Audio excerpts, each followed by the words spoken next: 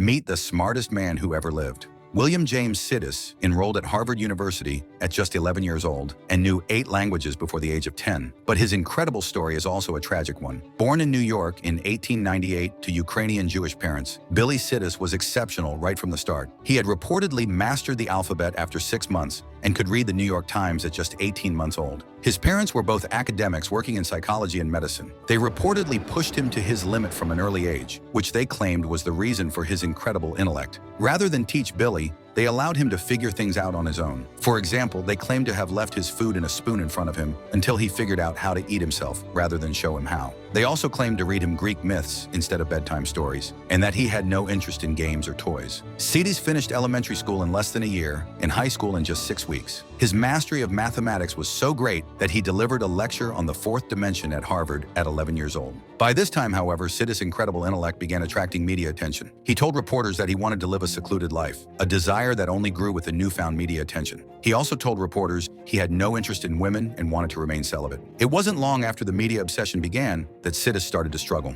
After Harvard, Sidis studied at Rice University and later Harvard Law School, but dropped out just before graduation. He was also teased by fellow students for being awkward and different. His parents had reportedly neglected to teach him many basic life skills. He rarely bathed and didn't know how to shave or tie his shoes. His withdrawal from school angered his mother, a situation that only got worse when he was arrested at a socialist anti-war parade in Boston not long after. He was sentenced to 18 months in jail, but managed to avoid prison time by being held in his parents' sanatorium for a year. After his arrest, Sidis met Martha Foley, the only woman he would ever love. The lonely man reportedly carried a photo of her in his pocket until the day he died. Sidis' child prodigy status and later arrest made him somewhat of a local celebrity, but he struggled to gain fame for intellectual pursuits. He did publish a book in 1925 that discussed the origin of life in the context of thermodynamics. However, the book failed to gain attention and was largely ignored by his peers. Sidis spent the rest of his life avoiding attention. He took menial jobs and kept his intellect hidden from coworkers. He refused to do math or take intellectual jobs. Eventually, Sidis would reportedly become physically or emotionally ill if he was forced to do complex maths. Despite Sidis' attempts to remain out of the spotlight, the world wouldn't leave him alone. In 1937, he sued The New Yorker for publishing a mocking article about his life, portraying him as a failed genius working a menial job. Although he won the case, the damage had already been done. The press never let him forget his past, and the world seemed determined to see him as a cautionary tale of wasted talent. Tragically, Sidis never sought fame,